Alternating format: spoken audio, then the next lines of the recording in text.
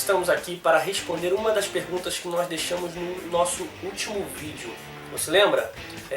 Qual é o volume de uma gota de água? Antes de responder essa pergunta, nós vamos discutir um pouquinho sobre a propagação de erro. Nós medimos a espessura da folha de papel no nosso último vídeo, mas a gente usou várias folhas para poder responder essa pergunta.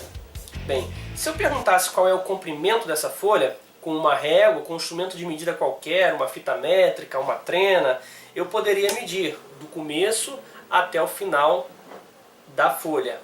Se eu perguntasse qual é a largura da folha, eu também poderia medir com esse mesmo instrumento de medida o início e o final da largura, então teria a largura da folha.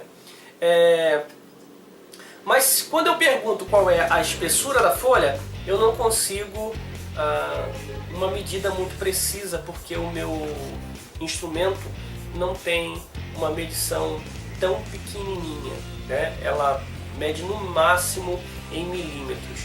Então o que a gente fez? A gente usou um monte de folhas, né? Mediu a quantidade de todas essas folhas e depois dividiu esse número, esse valor que a gente achou, pela quantidade de folhas. Isso acarreta para a gente uma incerteza ou um erro que se propaga. A gente viu, na verdade, o tamanho médio das folhas, a espessura média de uma folha de papel. Significa que algumas folhas podem ter um pouquinho mais e outras um pouquinho menos.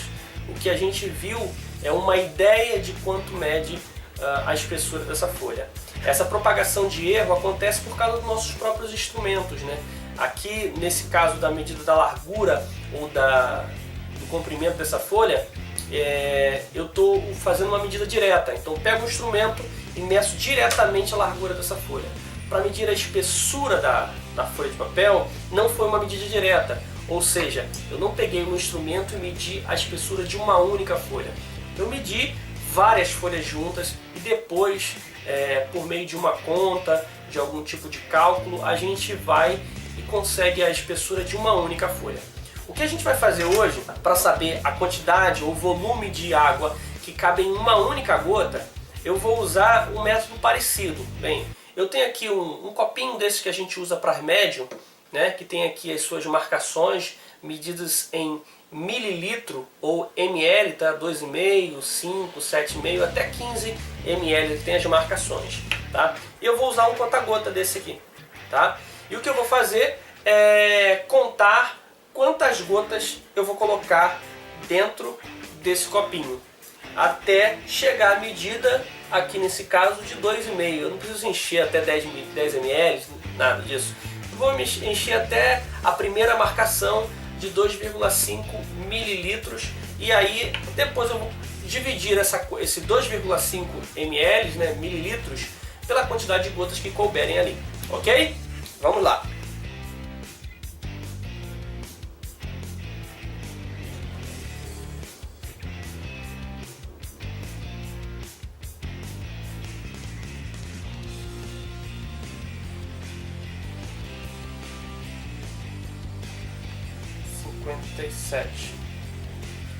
Muito bem, 57 gotas cabem nos 2,5 mililitros dessa marcação.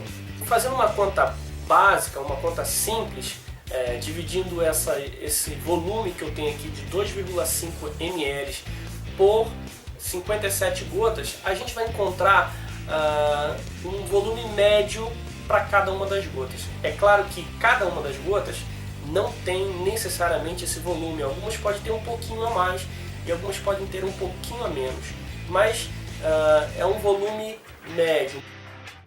Fazendo uma conta básica, então eu vou pegar aí, vou dividir 2,5 mililitros por 57 gotas. O valor que a gente encontra é então de 0,044 ml por gota. É muito pouco volume, né, para uma gota. Se bem que, é claro que a gente, pensando numa chuva, por exemplo, as gotas costumam ser maiores do que as gotas desse conta-gota, né? Aqui é uma gotinha muito pequenininha. mas uma gota de chuva costuma ser maior. Na gota da torneira da sua casa pode ser uma gota maior? Pode. Então, as gotas podem ter volume diferente. A gota que você for medir, por exemplo, na torneira da sua casa, você pode encontrar um volume maior. Mas o mecanismo que você vai usar para medir vai te dar uma ideia de quanto mede o volume dessa gota. Ok, pessoal? Essa foi a resposta da nossa primeira pergunta, de qual era o volume aproximado de uma gota de água. Fique atento, porque nós vamos colocar em breve o nosso próximo vídeo, que a gente vai responder qual é a distância entre a Terra e a Lua. Até lá, um abraço!